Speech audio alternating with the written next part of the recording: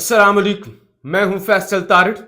आज 9 मार्च बरोज एतवार अमरीकी एम्बेसी से जी एक ट्रैवल एडवाइजरी जारी हुई है और ये ट्रैवल एडवाइजरी उन अमरीकी पाकिस्तानियों के लिए है जिनके पास दोहरी शहरियत है, यानी जो पाकिस्तानी शहरी हैं लेकिन उनके उनके पास अमेरिका की शहरियत भी है। तो इस्लामाबाद में अमरीकी सफारत खाने की जानब से कहा गया है, खबरदार आप किसी भी एहतजाज के अंदर शिरकत मत करें।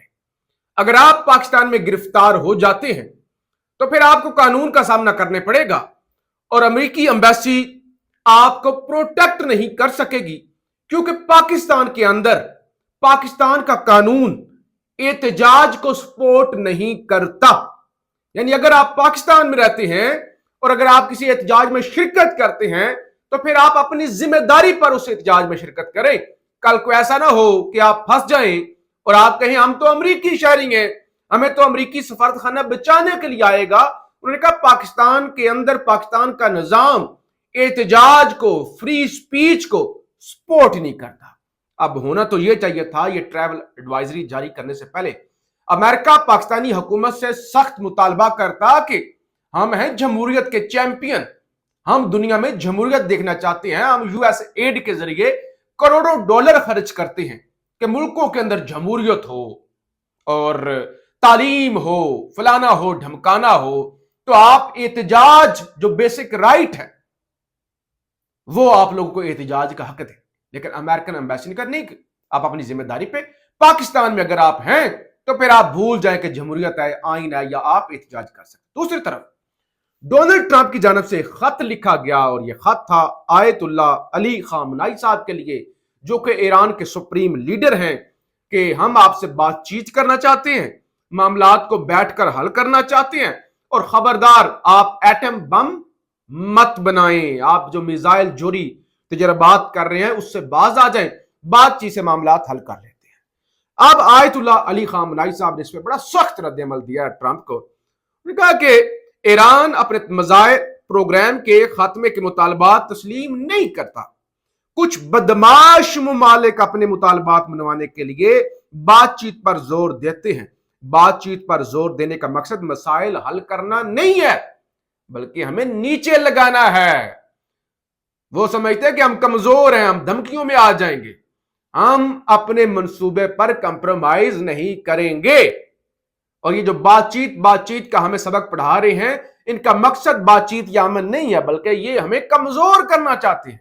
ये चाहते हैं कि हम इनके इशारों पर चले। तो खबरदार, हम आपके इशारों पर नहीं चलेंगे। आप सुपर पावर हैं तो घर हैं, ईरान आपसे बिल्कुल भी नहीं डरता। तो लिहाजा ये पहला, जिसे कहते हैं ना, वो अरब और बाकी ममालिक तो फौरी तौर पर लेट जाते हैं ना कि वो जी अमेरिका अमेरिका, लेकिन ईरान का एटीट्यूड ही और होता है। छोटा सा मुल्क है, पाबंदियों में घिरा हुआ है, लेकिन ऐसा टका कि एब्सोल्युटली नॉट करता है कि बैगर्स कांट बी चूजर्स वालों के तो फिर होश ही उड़ जाते हैं ना। सीखना चाहिए। वैसे छोटा सा मुल्क, एटमी मुल्क भी नहीं है, पाबंदियों से घिरा हुआ है, लेकिन क्या तगड़ा जवाब देता है। तो सिर्फ जी एक बड़ा अफसोसनाक वाकया पेश आया है। बड़े तगड़े सियासतदान, लीडर और साबिक सेनेटर मुश्ताक अहमद, जमात इस्लामी से इनका ताल्लुक है, और एहतजाज गजा के हवाले से और दीगर इंसानी हकूक के हवाले से, फ्रीडम ऑफ स्पीच के हवाले से हम इनको सड़कों पे देखते हैं। कभी प्रेस क्लब के बाहर एहतजाज कर रहे हैं, कभी डी चौक पे, कभी गिरफ्तार हो जाते हैं, कभी अहलिया गिरफ्तार हो जाती हैं। तो मुश्ताक अहमद खान के बड़े भाई को जनाब स्वाबी में कत्ल कर दिया गया है। शकील अहमद खान अपने घर के सामने, यानी उनको गोलियां मार कत्ल किया गया है। और वाकया कुछ इस तरह से अजराय के मुताबिक कि उनके जो बड़े भाई हैं, उनके पड़ोस में लड़ाई चल रही थी और एक बदतमीज बेटा, जो ज़हनी मरीज जिसको भी कहा जा रहा है, जिसको नशई भी कहा जा रहा है, उसने अपने वालिद को कत्ल कर दिया। और जाहिर है कोई भी बर्दाश्त नहीं करता कि इस तरह कत्ल हो रहा हो और वो लोग भाग जाएं। और खासतौर पर शकील अहमद खान आगे बढ़े, उन्होंने छुड़वाने की कोशिश की। तो उस शख्स ने जिसने अपने वालिद को कत्ल कर दिया था, उसने सेनेटर मुश्ताक साहब के भाई को भी गोलियां मार के उधर ही कत्ल कर दिया। दूसरी तरफ जरा पाकिस्तान के अंदर ड्रामा क्या है, तमाशा क्या है। एक वज़ीर आला बलोचिस्तान सरफराज भुट्टी का रात को खिताब, एक रिपोर्ट हुआ जिसमें उन्होंने कहा कि बलोचिस्तान के अंदर जो हम ज़कात देते हैं ना, यानी सरकार को जो ज़कात मिलती है आगे हमने डिस्ट्रीब्यूट करनी होती है, वो होती है 30 करोड़ की, 30 करोड़। اور اس کو ڈسٹریبیوٹ کرنے پہ جو ہمارا خرچہ آتا ہے وہ آتا ہے 1 ارب 60 کروڑ. نے کہا 80 کے قریب تو ہماری گاڑیاں ہیں, اور پچھلے 2 سالوں سے کہا زکات بانٹی بھی نہیں گئی, لیکن زکات والا محکمہ چل رہا ہے, 80 گاڑیاں چل رہی ہیں, 1 ارب 60 کروڑ کا ہر سال خرچہ چل رہا ہے 30 کروڑ بانٹنے کے لیے. یہ ہمیں ختم کرنا ہوگا, ہمیں اپنے گریبان میں جھانکنا ہوگا. اگر زکات کے پیسے بانٹنے ہیں تو وہ تو ڈپٹی کمشنر بھی بانٹ سکتے ہیں, ٹیچرز بانٹ سکتے ہیں. تو بہرحال اس ملک کے اندر یہی تماشا. دوسری طرف انصار عباسی صاحب نے آج ایک سٹوری چھاپی ہے, کہتے ہیں پاکستان کی تاجر برادری نے نیب کی نئی بزنس فرینڈلی پالیسی پر اطمینان کا اظہار کیا ہے, جس میں federation of Pakistan chamber of commerce industry کی مشاورت سے 10 مقدمات پہلے ہی بند اور تاجروں کے متعدد شکایات کا ازالہ کیا گیا ہے. ایف پی سی آئی کے نیب سے وابستہ امور کے فوکل پرسن احمد چنائے نے جو ہے بتایا, کاروباری طبقے کو ہراسانی سے بچانے کے لیے متعارف کرائے گئے نظرثانی شدہ ایس او پیز نافذ ہونے سے مختلف کاروباری افراد کی جانب سے تقریباً 12 کیسز سامنے لائے گئے ہیں. یعنی وہ کہتے ہیں کہ نیب نے نظر ثانی کی ہے اور کاروباری طبقہ جو ہے وہ خوش ہے, اور کاروباری طبقے کے کیسز جو ہیں وہ نہیں ہوں گے, یا وہ سارے ان کے جو کنسرن ہیں وہ دور ہوں گے. بیسیکلی نیب کرپشن کو بچانے کے لیے, کرپشن کا پیسہ نکالنے کے لیے. اب ٹھیک ہے کاروباری طبقے کو ریلیف مل رہا ہے, لیکن نیب کا تو کام ہی ہے کہ سیاستدانوں کی گردنیں مروڑنا, سیاستدانوں کو گریبان سے پکڑنا. تو ذرا اس حوالے سے بھی نیب نظر ثانی کرے نا. جعلی کیسز, مکھی پہ مکھی مار دو, 2-3 سال بعد جا کے معافی مانگ لو, 3-4 سال بعد کہہ لو غلطی ہو گئی تھی. وہ میاں صاحب کے جعلی کیسز, وہ خان صاحب کے جعلی کیسز. تو لہذا نیب کا تو کام ہی یہ ہے. یہ ذرا اس حوالے سے بھی نظر ثانی کریں تو پھر پتا چلے. دوسری طرف جی بڑا احسان کیا ہے چائنا نے پاکستان پر. چین نے پاکستان کے ذمے واجب الادا $2 ارب کی ادائیگی میں مزید 1 سال کی توسیع کر دی. کیا یاد کرو گے, $2 ارب ہمارے لیے تو یہ خیرات بھی نہیں ہے. سارے آپ کے لیے بڑی رقم ہے. آپ $1 ارب کے لیے بھیک مانگتے ہیں, پورا ملک آئی ایم ایف کے حوالے کر دیتے ہیں. تو بہرحال یہ چائنا نے پھر بھی, حالانکہ جو ہم چائنا سے ساتھ سلوک کرتے ہیں یا جو ہم کسی کی گود میں بیٹھتے ہیں, چائنا کو یکسر نظر انداز کر دیتے ہیں, اس کے باوجود چائنا ہر موقع پہ پاکستان کی مدد کرتا ہے. دوسری طرف وہ فیصل واڈا ایک سکینڈل سامنے لے کے آئے تھے, حالانکہ شہباز شریف نے بڑے چوڑے ہو کے کہا تھا کہ اپوزیشن نے پراپیگنڈا بھی کیا, بہت کچھ کیا, اللہ کا شکر ادا کرتا ہوں کوئی ایک سکینڈل بھی 1 سال میں نہیں آیا. اور اسی دن فیصل واڈا نے جو ہے وہ کہہ دیا تھا کہ وہ 60 ارب کا گھپلا جو پورٹ قاسم کے اندر ہوا ہے. تو اب شہباز شریف نے اس حوالے سے جو ہے وہ نوٹیفیکیشن جاری کیا ہے اور ایک کمیٹی بنا دیا جی, جو کمیٹی اس حوالے سے انویسٹیگیٹ کرے گی جی کیا واقعی کرپشن ہو رہی تھی یا نہیں ہو رہی تھی. معاملہ جب آپ نے سرد خانے میں ڈالنا ہو تو وہ کمیٹی بنا. دوسری طرف ایران نے ایک سرپرائز تو وہ ٹرمپ کو دیا نا, دوسرا سرپرائز افغان طالبان کو دیا گیا, افغانستان کے لوگوں کو دیا گیا. خبر کیا ہے, بڑی تگڑی خبر ہے.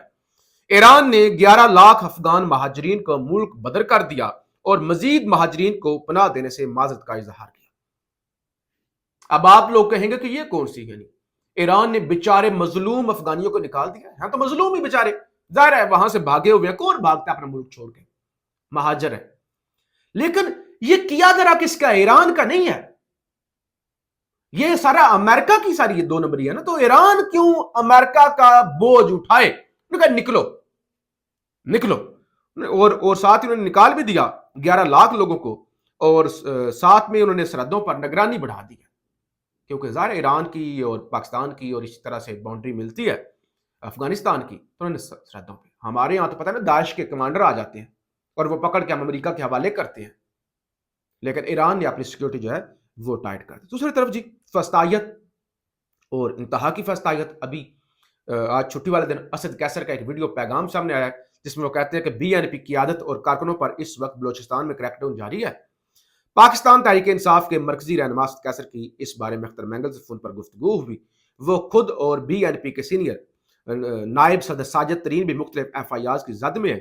ہماری سمجھ میں نہیں آتا کہ ریاست کیوں اپنے سیاسی حقوق مانگنے والوں کو ساتھ یہ رویہ رکھ رہی ہے, جو حکومت میں بیٹھے ہیں ان کا بھی بلوچستان کے مسائل کے حل میں کوئی سنجیدگی نہیں. تو یہ ویڈیو پیغام ہے اسد کیسر کا. دیکھیے وہاں پہ ٹوٹوں کے لیے جگہ ہے, ٹوٹوں کے لیے عہدے ہیں, سرداروں کے لیے عہدے ہیں, اور جو وہاں کے لوگ ہیں حقیقی سیاستدان ہیں ان پر پرچے, ان کے لوگوں کو اٹھا لیا جاتا ہے, زبردستی ووٹ لیا جاتا ہے, बलूचिस्तान पहले ही फॉल्ट लाइन है, लोग पहाड़ों पे चढ़े हुए हैं, वहां पे BLA और दीगर तंजीमें BNA मजबूत हो रही हैं, और ऐसे में अगर हकीकी जो लोग हैं जो बलोच की नुमाइंदगी करते हैं उनके साथ रियासत ये सलूक करेगी तो फिर लोग रियासत की तरफ दुश्मनी और नफरत तो बढ़ेगी बढ़ेगी, लेकिन वो इंतहाई कदम भी उठाएंगे।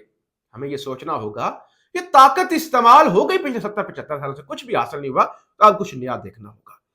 दूसरी तरफ जनाब वो इमरान खान पर वजीराबाद के मुकाम पर आज से 2 साल पहले, 2 से ज्यादा ही साल हो गए, हमला हुआ था, और अब उस सवाल से जो वो मुजरिम था जिसने कहा था कि खान को गोली इसलिए मारी क्योंकि वो तौहीने रसालत और तौहीने दीन और पता नहीं क्या क्या अजान हो रही थी और ये गाने लगाए हुए थे, फलाना था ढमकाना था, और इंतहाई टाउट करप्ट एक शख्स मियां दाऊद उसका वकील है। तो अब मियां दाऊद का एक बयान सामने आया, इंसदाद दहशतगर्दी अदालत ने गवाह इमरान खान की अदम पेशी को दानिस्ता करार दे दिया। इमरान खान आज फिर छठी मरतबा गवाही देने के लिए गुजरांवाला अदालत में पेश हुए। जरा जज साहब का हाल देखें, अदालत कह रही है कि इमरान खान जानबूझ के छठी दफा गुजरांवाला की अदालत में पेश ही नहीं हुए, गवाही नहीं दी अपने ऊपर होने वाले कातलाना हमले के हवाले से।